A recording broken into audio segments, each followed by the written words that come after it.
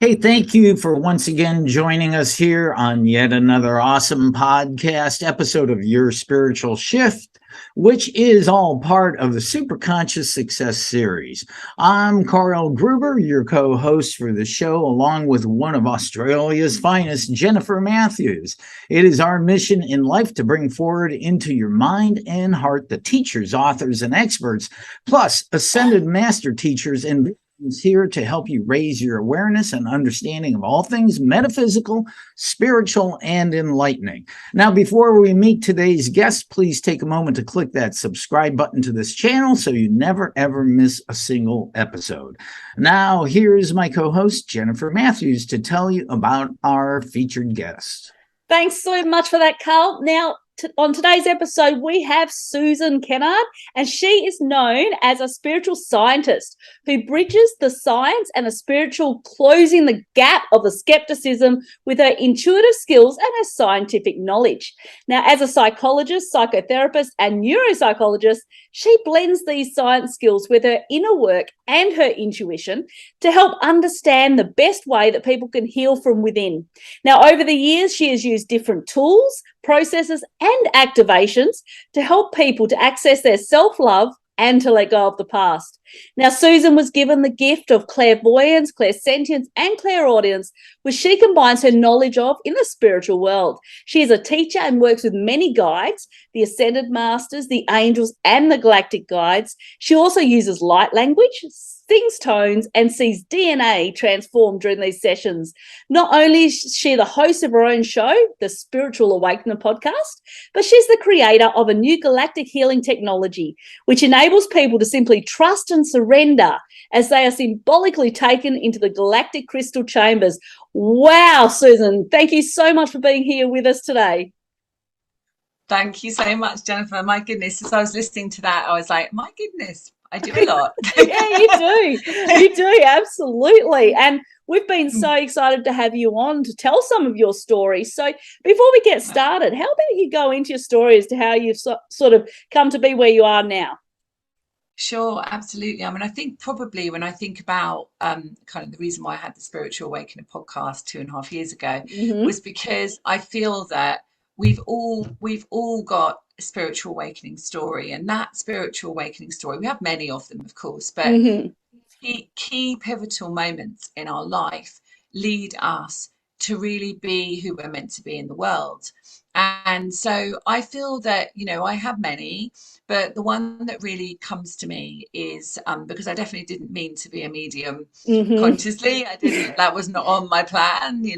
My plan, I worked in child protection. I was a trauma specialist. I worked with drugs and alcohol. I did research into childhood trauma, and I was doing all of that and working for local authority. And on the other side of it, I was leading a double life. Now, the reason why I was leading a double life was because, and this was a long time ago, right? It was in my 20s, was because in those days, you didn't really talk about spiritual stuff, right? You just didn't, you especially didn't if you worked for local authority. So the two didn't meet, but I had that within me. And the reason for that was because I had this spiritual awakening whilst I was doing my postgraduate degree in psychotherapy, where a dear friend took his life. So he had been a boyfriend previously, and who's from New Zealand. His name's Martin. I actually named my son after him, not because he was his, but latterly, like in life, I decided to keep his name alive, which is really lovely. Yeah, that's so lovely. To keep Martin alive. He's always around anyway. But so he took his life, and I'd never had any experience like this before. Obviously, it was traumatic. And then a few months later, I had what we would call a visitation. And that visitation scared me after death, because I was in a cold kind of sweat and could not move. And yet there was also a sense that I was perfectly fine. So it's kind of difficult to get a grasp of that unless you've experienced it. But I was asleep, but not asleep. Yeah. And of course, then I knew that there was something more to us than there was. But that took me several months. And it wasn't until I had a reading with someone that I didn't intend to have either, that a friend of mine said, oh, stop talking about this thing that happened to you. You know, it's probably a load of rubbish, but just let's get you a reading. So I had this reading, and she told me everything about Martin, because we traveled to New Zealand together. We'd had holidays. We'd done things that people didn't know about. Yeah. And so, you know, just between him and I. And so she brought through all of this information. And in those days, they came and visited you at your home. Like, we don't really do that now. Yeah. And she looked at my hands and she just said, and this is your path. And I said, what do you mean this is my path? And she said, you're actually a natural medium. And I said, no, of course not. I'm a psychologist. I'm trained to be a psychotherapist. You know, this certainly is not what I'm planning to do. And she said, well, you know, just be open to it. So I wasn't open to it. Yeah, of course. Like, no, I'm not going to do that.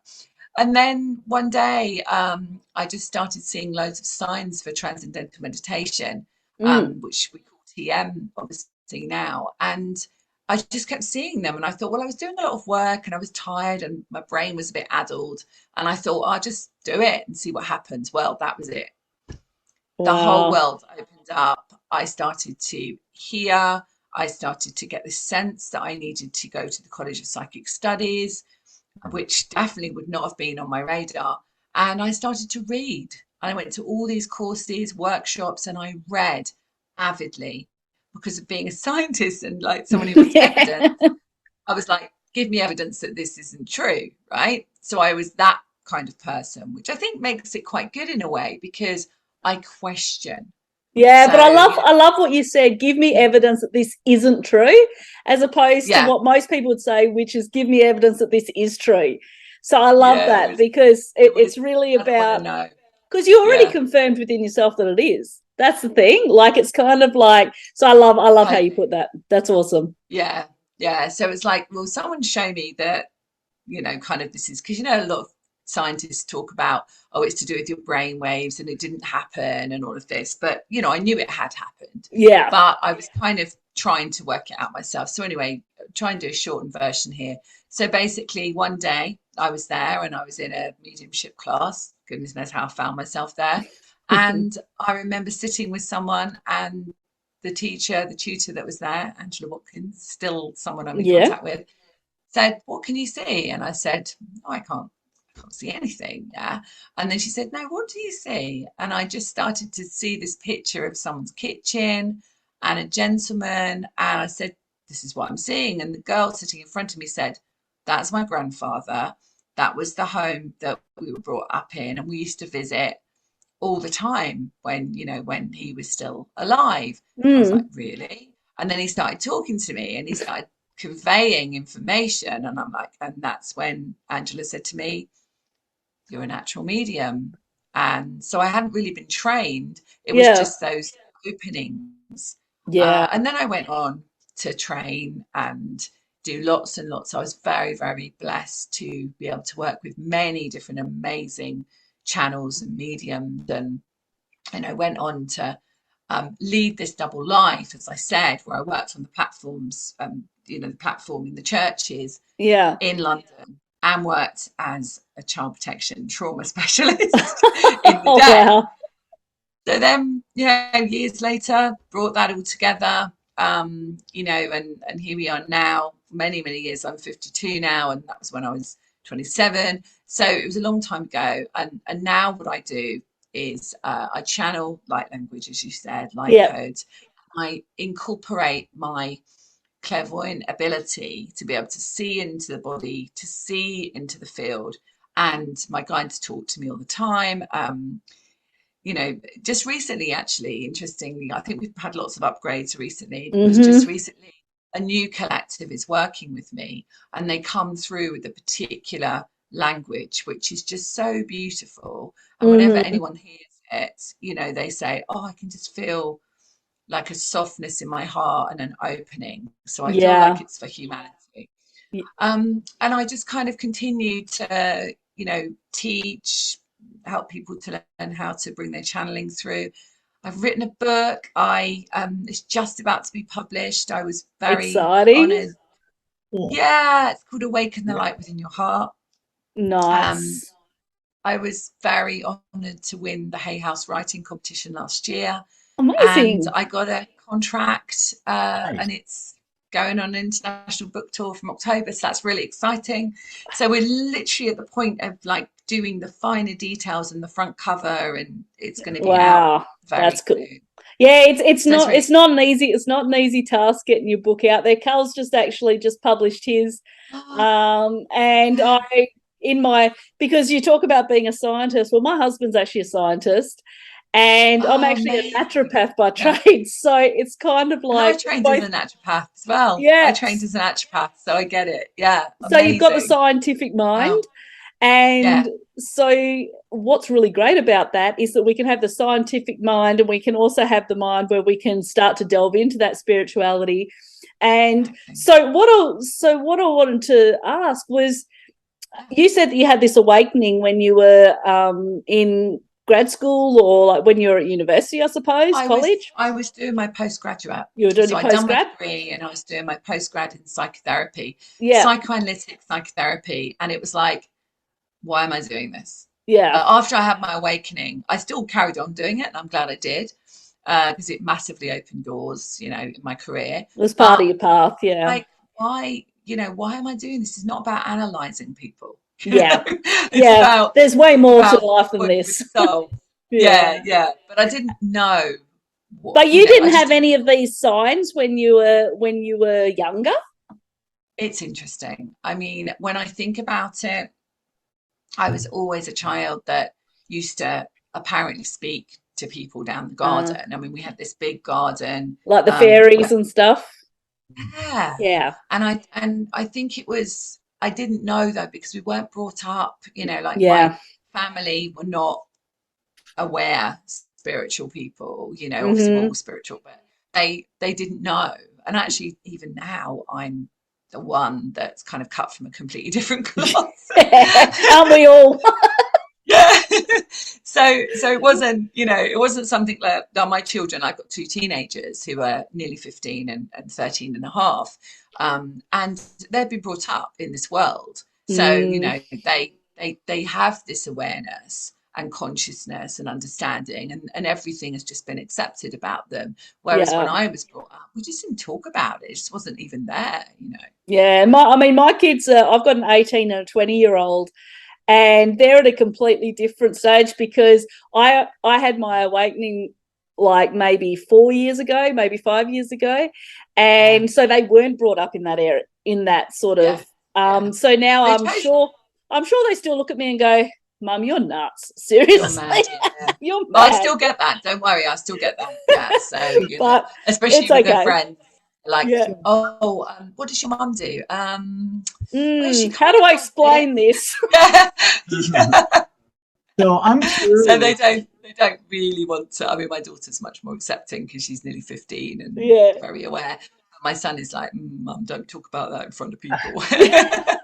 I'm curious if, do you think that your studies in psychology and psychotherapy were essential, like a foundation building for what you're doing now? I honestly think that people that go into psychology and psychotherapy are literally trying to work themselves out, right? And I think that's why we go into it. So I think from my perspective, it was really important for me to go down that journey, and it opened, as I said earlier, it opened doors. I mean, I feel very blessed by the opportunities I've had because of that training that I had, but I don't think it's necessary now. Like, I honestly don't think. I think that now, I talk to my children about it, who are home educated actually, and I say just follow what truly your guidance you system. Yeah, because I mean, there's loads of people that have their careers on Instagram, right? Yeah, they don't have to. I'm not suggesting people do that, but you don't have to go out and get what I did, which was a string of qualifications. I honestly don't feel that now. I think that you've come in, especially the kids, and I'm sure yours, have come in, they know exactly what they're doing. They know exactly where they're going, and they just fight against the system that tries to tell them something different. Well, it's interesting because was talking to my parents about this today, and my husband and I come from very different backgrounds. And my husband comes from a background where he's obviously, to be a scientist, you've got to be highly qualified. You've got to, everything's about academia, education. Otherwise, he couldn't have the positions he does. Me, I've gone to uni. I've got my bachelor degree, but I don't use the knowledge that I had from back then now in what I'm doing. But it's within you. It's within me. And it was a path for me to, and it's a path for me to get to where I am now. But exactly. But it's interesting how we both see it, because to him, academia is really important. To me, I'm like, academia is great, but I believe that life experience teaches you a lot more than what the qualification can. So it's kind of interesting if you look at belief systems. Yeah. I teach my children. I don't teach them. I remind them because they know already, but we know already who we are, but we just forget, So I remind them that they can create and manifest. And they were sitting doing dream vision boards the other day, creating what they're creating. So I was never doing that as a child, And so I'm saying to them, well, look, when you create from a place of harmony and love, and not from a place of fear, not from a place of I have to have, just from a place of, you know what, actually, I'm going to create this because it's my heart's desire. I'm a big one for vision. I'm a big one for vision boards. And I think just having that ability to use your imagination, because let's face it, imagination's been knocked out of us since we're at high school or grad school. So it's kind of to be able to get back into it and to go, oh, the imagination is so cool and it's so important, and we can create our own realities. It's kind of exciting. And really important to clear the energy of the vision board. So if people are listening to this and they make one, there's maybe some resistance to what they've put on it. So they need to make sure they make acceptance that is possible, because that's a key thing. So how would they do that then, Susan? Oh, well, I mean, I do it in a particular way, but I mean, I always, I use, if I'm teaching someone how to do it, I would use muscle testing. So I would say to them, rather than just guessing, because our conscious mind says, oh, yeah, sure, I can have that, right? But obviously our field and our emotional body and our physical body shows us something else. So I would say to muscle test on, I am fully aligned to this frequency or something like that, and then check, yes or no, get a good yes and no beforehand. And I've actually put a bit of muscle testing and that sort of thing in my book, because my book is very self-help, so it's got all my processes in it, and the guides channel throughout it. So they channel information and light codes and healing throughout it. But one of the bits are just showing it to me on the picture, one of the pages. There is actually how you do that and how you use it for yourself. So that might be helpful when it comes out finally later. Yeah, absolutely. So I would say that, and then whatever healing needed to happen for that. So if it was something like I'm afraid, I'm afraid that'll never happen. So say someone's got a relationship on there, and it's like the relationship of their dreams, and yet they've got a block in childhood, then I would say, that would be the work you would do on that. But, I can't really tell you unless I've got the person there. No, exactly. Exactly. There's some great tips, though. You were talking about children. Of course, we have a whole generation of starseed children who understand intuitively from a different perspective that you don't have to go through all the crap that we have over all the history. I think my feeling about the children, I have a children's Galactic Crystal Healing Chamber, and what the guides, when they channeled that, they said to me, we're not clearing the karma of the children, we're clearing the karma that they brought in from the parents. So we're only clearing that they held, and keeping them in the frequency, obviously protection, but the frequency of aligning to their mission. So it's not that they're necessarily clearing, which surprised me, but they're not actually clearing anything from lifetimes before, because they came in and they still need And they still need to be able to experience that karma. That's the thing. You can't clear what they're needing to learn. No, but you can actually clear the Yeah. parents. Yeah. Because that isn't theirs. Yes, so exactly. They just, so basically they're coming in with that frequency. And so what people have said when they've put their children in there is that they've had this sense that the children felt safer at school, or they felt safer in their friendships, and they felt that they could, because they don't have all of the attachments to the parents. Exactly. Yeah, exactly. Fantastic. Yeah. I think that's really important. Yeah. So do you think that as a medium, do you think that we all have the ability to be, I mean, we all channel, we don't always listen. I mean, super conscious success is all about the higher self. So my whole purpose here is to help people to connect to their higher self, to source, to higher consciousness, and which is really channeling. But at the same time, it's about getting in connection with that true self, that authentic self. Absolutely. And so if people took time or to just quiet their mind and stop being so busy and to take time for that, do you think that we could all start to hear these messages that are being channeled through us? I think more so now, because obviously, expansion has happened over the last couple of years, and so the expansion, going within and coming within, literally physically within, but going within, actually has allowed people to realize that they are so much more than they are. And what I feel is really key as well is clearing blocks to all of those times that they were silenced. And maybe were killed for being a healer. If I see that in the Akashic records, I see it a lot with people. So I run a channeling class, and what I do before I actually work with anybody on the first session, we clear the blocks to those lifetimes, because then what happens is it allows the expansion of listening to the guidance. But I used to do beginners mediumship. I don't do that anymore, because I don't feel anyone's a beginner that finds me. They're not a beginner.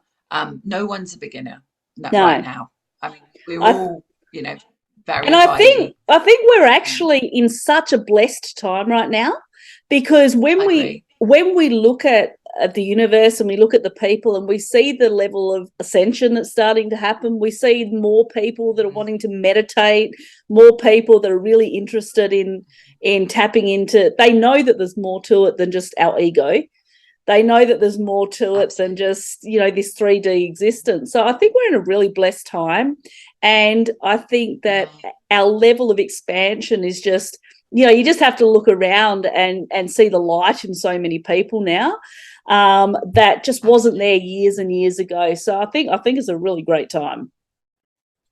Absolutely. It is. And I, definitely what you were saying as well about, spending that time in that quiet, that's really important. Yeah. But there's kind of like a recipe. I kind of teach a recipe, because I think sometimes people aren't taught to, create a sacred space first before they do anything. Yeah. And then ground and connect, and then learn how to bring in their guides, or if they do mediumship, then to know how to kind of bring one in at a time, and all that kind of stuff. Yeah. Because I think that so many people will just say, oh, I can hear, a bit of information for somebody, but we don't know where that comes from. No. And we don't know, and sometimes people, really want to do it, and there's nothing wrong with that, but sometimes it comes through their own thoughts. So I think it's important to maybe find somebody like yourself, Jennifer, or find somebody who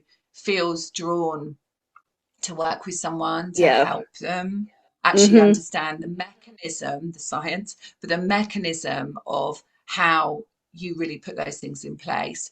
And it's not about safety, but it's about sacredness. I think it's really important. Absolutely. And I think the thing is too, what's really interesting is the world is changing so much at the moment that the energies that are in our world are so varied. And so I think, because there's so much fear out there, because there's so many, there's so much going on around the world. And so myself and another co-host of mine, we do the Self-Empowered Empath podcast, because both of us being empaths have been struggling with energy vampires probably from, since we were very little. So we actually teach people how to manage that energy, how to cut the cords.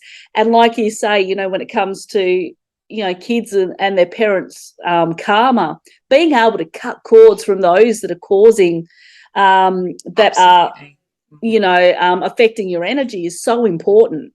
And I think that needs to be done before we can really tap into that higher part of us. Because otherwise, some of the thoughts that we have are not our own. There's other thought forms from other people too. Exactly. And there's always contrast, right? There's always contrast. I, in my early days of spiritual work, in my 20s and early 30s, it was like, oh, everything's light and love. There's nothing, I was like, everything's just lovely. Well, without contrast, what would there be? We have contrast, right? Yeah, we have contrast. And we all have that, being a trauma specialist, we all have that shadow, right? Yeah, everyone absolutely. has a little part of them that, they're bringing out to heal right now, especially with all the portals opening. We had obviously beautiful Syrian Stargate, we had the Lion's Gate, really powerful energy. It was crazy. I tend to get it just before, and I'm like, oh, why am I feeling so, we're talking about all these wonderful things. So we understand not only are you a medium, but you're a channel who channels galactic beings, divine beings. Yeah. Would you be able to bring some of your friends in and we can continue discussion with them about this? This is just lovely. Sure, absolutely. I mean, but before, when I was thinking about, I don't really prepare anything, but I was thinking about, coming on and connecting with you guys and co-creating. I got a sense that it's a light language, so it's not English, right? So it's a light language that will come through. I got a sense that they wanted to give a message for mission. Okay, and, awesome. It was, because it's really important right now for people to align to why they're really here. Yeah. And that's my mission, really. My mission is to help people align to their mission. And however that is, will be however it is for them. But the sense I got was very much that they wanted to come through, with a gentle kind of message for every single person listening, including you guys. I'm hearing them say, because they tend to tell me before they come in with it, a seeding of the next part of the mission. So it's almost like the opening and the seeding. I can see this opening. Okay, good, excellent. So let's bring them in. So I will close my eyes for this. Yep. Because that's how it comes through. So just bear with me.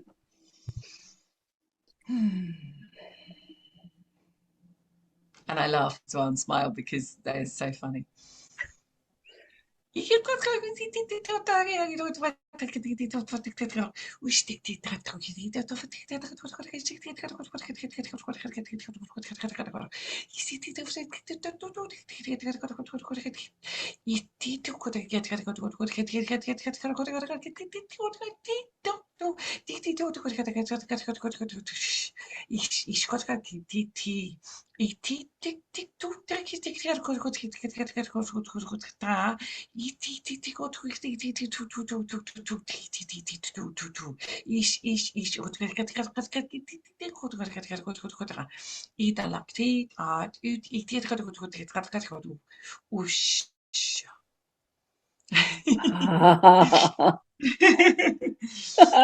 love it. I just love light language. It's just so like, you just feel so warm after it. It's so great. And you have to really get past. So when it was many years ago that light language came in for me, but it took me ages before I would do light language publicly or with clients. I just did it with friends and tested it out, but now I just have to laugh at it because I'm like, actually, you could be seen as crazy, right? But it comes through. I can feel the love comes through. There's so many different dialects of it. Like, we've had a few people on that have spoken light language, and they're all so different. And so it's so great. So so we're talking about the mission. Fast. It's so fast, literally, like you just can't even, keep up. The sense I got that there was almost like an activation within our higher hearts that happened there. So did you feel, what did you? I did. Yeah, no, it was kind of like this almost like this penetration within the heart. It was like this, you could feel the light sort of coming straight through. Yeah. So what about you, Carl? How did you feel with that? Basically just a sense of wonderment and expansion. And, awesome. I didn't really know what he was talking about, but I mean, I had those two senses. Yeah.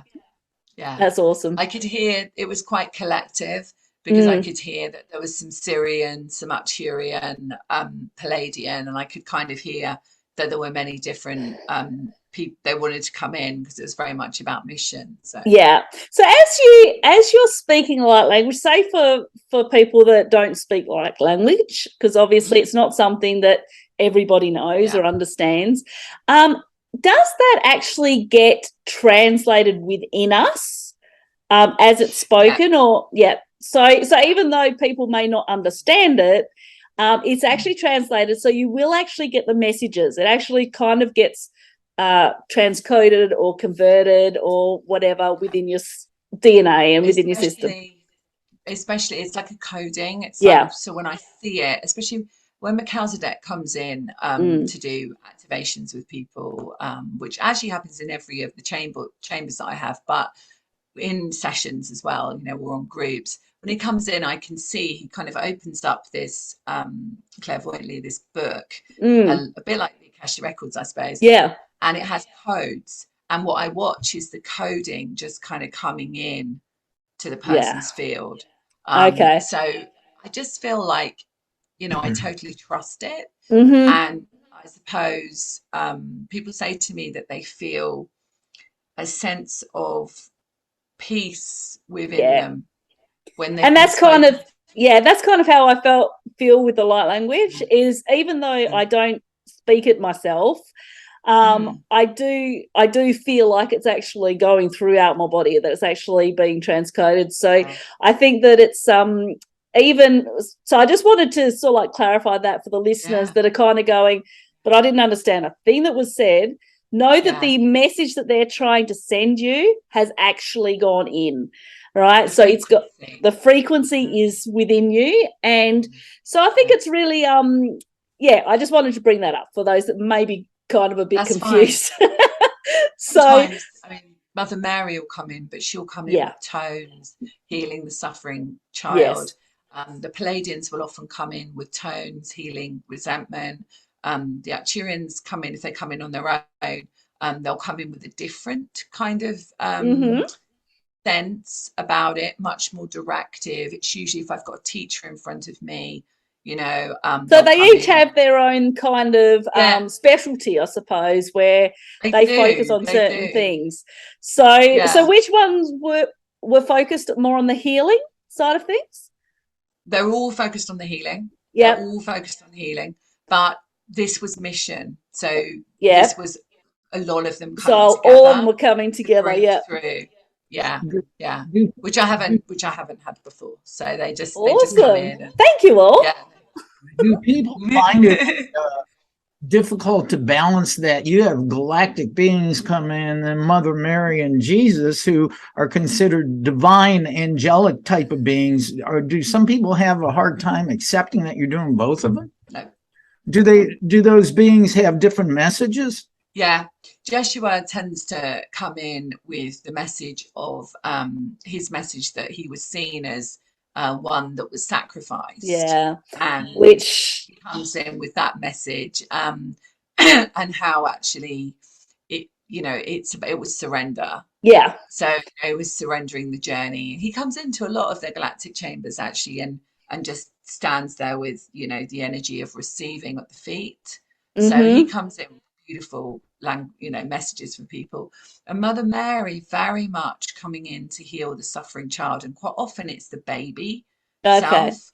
Yeah. So like the inner child, or Yeah. So when I do the inner child work, which is a lot of my processes, when I'm working with people, then she will come in and almost like finalize it. So we'll do the inner child work, the acceptance, the healing, the, clearing those blocks to whatever we felt, unworthiness, whatever it might be, and fears. And she will come in, and that's when I see the child go into the heart. So it's almost like the reuniting of that, don't want to say soul fragment, but that part of us, that aspect of us that's been outside of us for a long time, feeling like I can't possibly do that. Yeah. Wow, that's cool. And cool. when you look at it, they're all non-physical parts of consciousness. So, it's they've all got their own messages, and so I think that's great, and I love it. I love it when they all come through. So, so why do you think that these beings of light and love chose you to be their voice here on Earth? I think they've chosen a lot of us, but it's more about us. I mean, this has been planned, I being believe, open to it. Many, many, many eons, if we have a timeline. And I believe like we're volunteers. I think this is a volunteer time. I think that, Dolores Cannon talks about the volunteers, and I really think that what she channeled at those times makes sense. Because we're coming in to help, the collective, humanity, but we have to heal ourselves first. Yes. So that we can be that light out in the world. So it's a constant journey for us, to heal ourselves. It is. It's a never-ending journey, and I think it's, as you were talking about before, and you're talking about the shadow side, and one of the other programs and one of the other collaborations I have is actually something we call the higher self mastery, and it's one I do with a good friend of mine, Eleni, and she channels the higher self as well. But one of the big parts of that is actually healing, is actually connecting with that shadow side, because so many of us push it away and pretend that it doesn't exist. But it's really important for us to recognize that it's a part of us. And once we can actually connect with it, we can love it, we can move through it, we can heal from it. Then I think that's when we can really start to get that peace that we're looking for, because resistance is what's gonna block us from being able to reach those higher dimensions of consciousness. So I definitely agree with that, and I also feel that the guys often say resistance is futile. Yeah, because we can't resist anything. But I think that comes from the Star Wars or something. But yeah, I was thinking that sounds like a Star Wars quote. Resistance is futile. But no, but I definitely feel that the divine feminine and divine masculine is we're coming to that balance now where we are, really in our divine feminine, really in our divine masculine. Yeah. And there were blind spots to that, and blind spots to for women being in their divine feminine, definitely, and for men being in their true divine masculine, which is a balance of that beautiful giving and receiving. And we've obviously got the hunter-gatherer and the nurturer part of us, definitely, and we're wired that way. But we had to come into this, into this union together, the guides are saying, so that, and I don't mean necessarily with another, but a union together with ourselves. And that is where the shadow parts of us are being healed right now. Because those are the parts where we didn't, acknowledge that part of us, and not just from now, but from times before. Yeah, exactly, from lifetimes ago. And it's interesting because I went into the Akashic records and looked at a couple of my past lives and realized that I was still dealing with stuff in this lifetime that happened like 2 lifetimes back, and I was having to deal with shadow sides now that I hadn't dealt with, and feelings now that I hadn't dealt with. And I'd gone through my life going, why do I feel like this? Because there's nothing that's happened in this lifetime that's caused it. But then once you look back and you go, whoa, okay, this makes sense now. And so then I've had to go on a self-healing process to be able to go through all of that. And I think that's what we need to realize is it's not necessarily all from this lifetime. It comes from, like I said, eons ago. And I like that word. So it's a process. Yeah, it's now, absolutely. isn't it? It's like now. It's playing out now. It is. That's why psychotherapy, and obviously I'm trained in that, so I'm not dissing it in any way. But that's why I think psychotherapy was useful then. But I'm not so sure it's useful now. Yeah. Because I think what it does is just brings us to the place of, oh my goodness, that was awful. That happened. Let's talk about it for a long time. But and it does keep us in that victim mode, doesn't it? It doesn't allow us to take responsibility for, okay, we can now move on from this and we can heal. Yeah. But I think it's important for acceptance. I think because I do believe this lifetime, I feel it was seeded here, but I definitely think it was triggered here. Yeah. So I think, like you're saying, Jennifer, about your, things that you saw in the Akashic records, and I'm sure your listeners understand what that is, but the Book of Life and all of the lifetimes and so on. I've had episodes on it, so yeah. Oh, good. Yeah. So basically, that's probably where the origin was, and it could have been other galactic lifetimes as well. But it is seeded here, triggered here rather, and so anything that's happened in our experience from growing in the womb, from the point of conception, actually growing in the womb until now, actually, it definitely has affected you. So if you're listening to this, it has affected you, but it doesn't mean that that's the origin. But I feel, this is why I wrote my book, was so that more people could heal themselves, is that we have to look at that part first. Yeah. Sometimes we have to look at that part to have acceptance that, that happened, right? That happened. And then we heal that part of us. And my process is I don't really need to know the story, but, we heal that part of us. And then we can go to that next, I suppose, layer of the onion, where it's like, okay, right, now my frequency is this and I get it, but I'm still attracting lack of money, debt, someone being unkind to me. I'm still attracting this in my frequency. So what is that about? That's the part where I think we go, okay. And that's that real inner work. That's that real inner work. Then you go, okay, I've got to put all this together now. There's something else blocking me. And no blame, no shame. Sorry, Carl. Go ahead. Hey there. I really hope that you're enjoying this episode, and I ask that you subscribe so that you don't miss out on any upcoming episodes that I publish from any of my different segments. So let me interrupt the show just for a moment to let you know about something amazing that I have to offer you. Firstly, if you haven't yet signed up for my free Superconscious Success Inner Circle, then definitely go ahead and do that now. However, that's not what I'm here to talk to you about. Today, I want to share with you about my brand new website called Universal Consciousness Workshops that hosts some incredible intensives all throughout the year. We have intensives for our 9-anchor transformational process, our self-empowered empath process, our 12 steps to ascension process, and many more. These 3-day online intensives are incredible and will provide you with insight that will allow you to grow and evolve as the individual you are designed to be. To discover what intensives are available right now, head across to universalconsciousnessworkshops.com/intensives and learn more. However, if you are wanting to receive 25% off both the standard and the VIP tickets for any of the intensives, then all you need to do is become a member of that Superconscious Success Inner Circle, which is absolutely free until I reach 1,000 members, at which time it will start to become premium. Get in now and you'll lock it in free for a lifetime. To sign up, just go to superconscioussuccess.com/inner circle. Okay, thanks so much for listening. Now let's head back to this episode. I was going to say, you guys have been talking about healing. I know Jen just mentioned self-healing.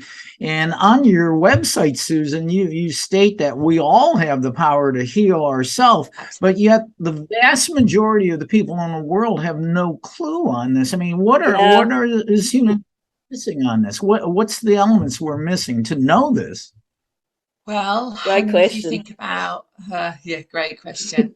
I mean, my science background, obviously, I come from the point that, I was trained as a psychologist. We were looking at the mind. Yeah. I was trained as the psychotherapist. We were looking at what happened in our psyche, that it was psychoanalytic psychotherapy as well. What happened in our psyche that led us to be this? Yeah. So that was that. Then as a naturopath, looking at what part of us, what can we, I know you know Jennifer, Yeah.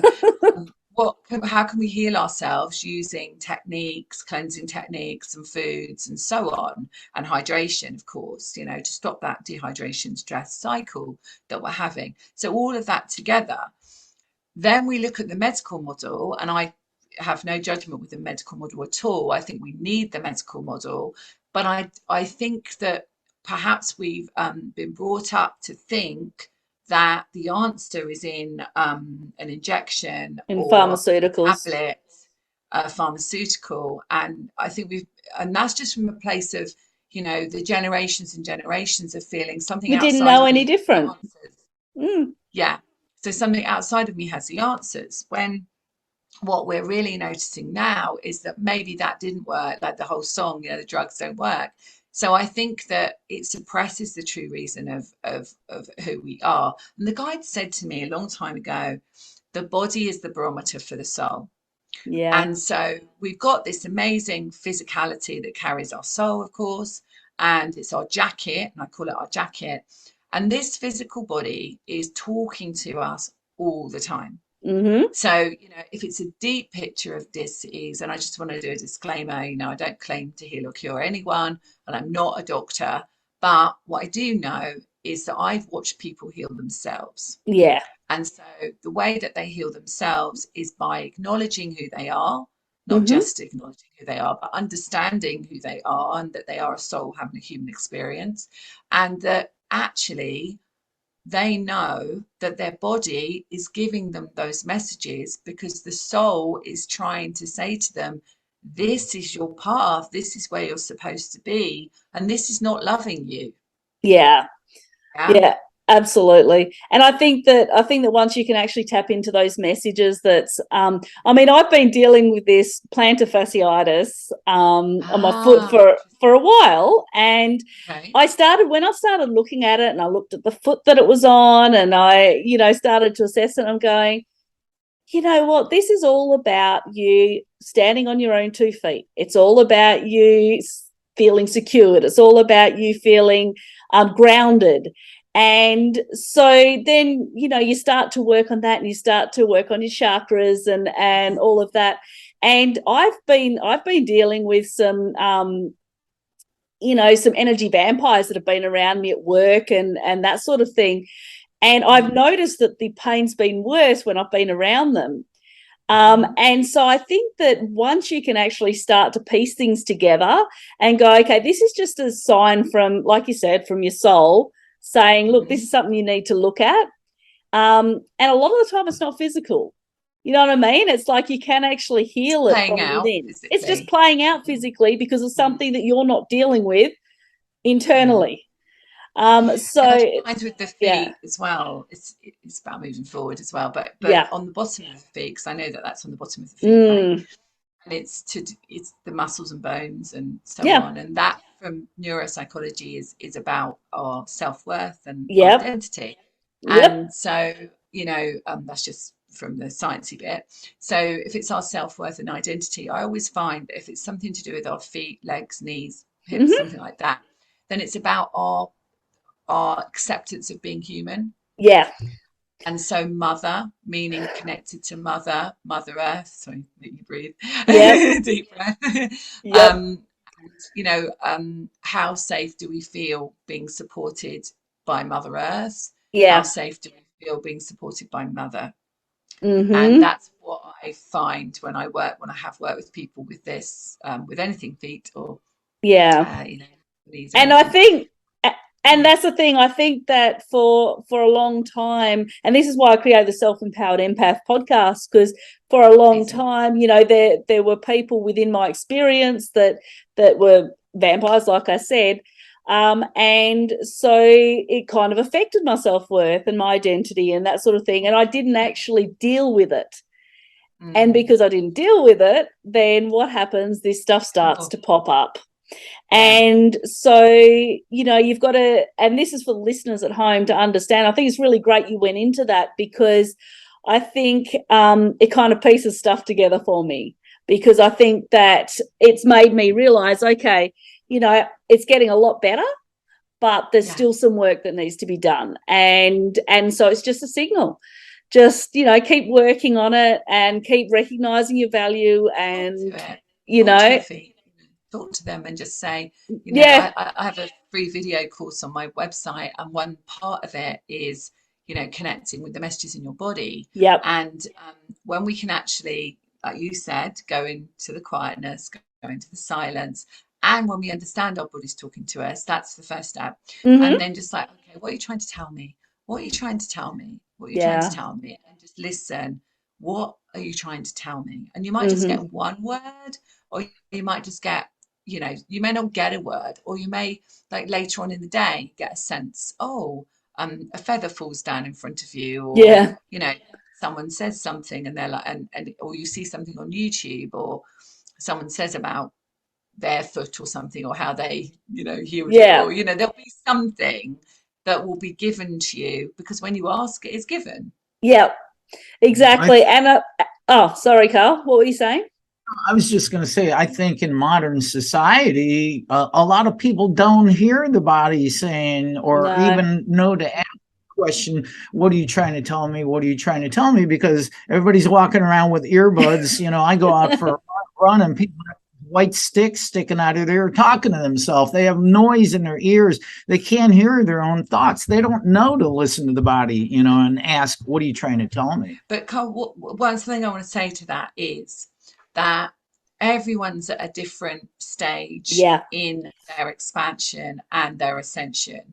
And if everyone was, I mean, it's going to be like that. We are all going to be somewhere else at one point. But at the moment, this is the time where we have to give compassion to ourselves 100%, but also incredible compassion to everyone else, because they are a reflection of us.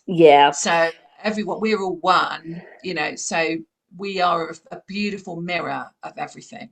So if we see something, then it depends on how it makes us feel, or depends on what part of us has a resonance to that frequency. Well, and that's the thing too, is like, I'm probably one of those people that has earbuds coming out of my ear, but that's because I'm always either listening to my favorite podcast, my favorite YouTube, and mainly because that actually helps me get up into a high vibe.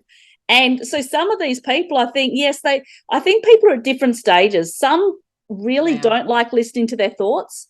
My husband is funny. He has to, my husband, he likes to have music on all the time. That's his way of relaxing. Me, I can go into my meditation nook and I love it, because I can literally just walk for 6 hours and just listen to my higher self. No wonder your fasciitis flare up. 6 hours. But I started realizing, like, with the plantar fasciitis, because when I was at high school, and this is what I was talking about, the energy vampires, I was bullied at high school, and I never dealt with it because I didn't know how to. It was like, you know, you just take it throughout your life. And so then, of course, that, you know, your self-worth gets affected and all sorts of different things. And so I only realized this once I started doing this work, and I went, this is something you've got to work on. And so I think that this is what people have to recognize, is that there's so many different things that can go on in your life, and there's so much work that you have to do throughout your life, so much inner work. And that part of you as well, Jen, that part of you, you know, when you were bullied, you know, you made that mean something about you. Which is not true. No. And so that not true thing that you made it mean about you was perhaps carried through, you know, in every part. Exactly. It became my new belief system.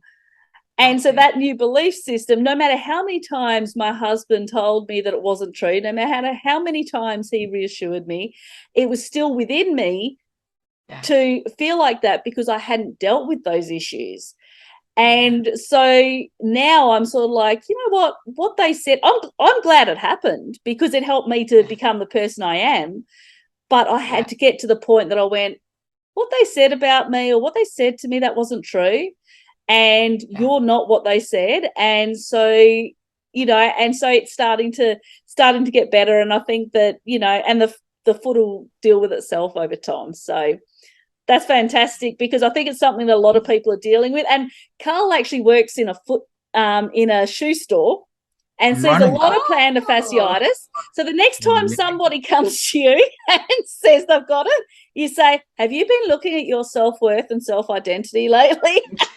I'll do that. I'll do that. So, you know, Susan, I would love to hear more about your new book. What is the name of it? You're coming on Hay House? How awesome. Yeah, so what's the name of it? It's called Awaken the Light Within Your Heart. And beautiful. It is a self-healing book, obviously. It starts with a little bit of story about me, not a massive bit, just an opening. And then it goes into what the guides channel through. So I remember when I was editing it, I was like, oh my God, I don't remember writing that. Yeah. Because it was channeled and they speak to everything. They speak to money, they speak to manifesting, they speak to relationships, they speak to who we are, and every single word is coded with healing.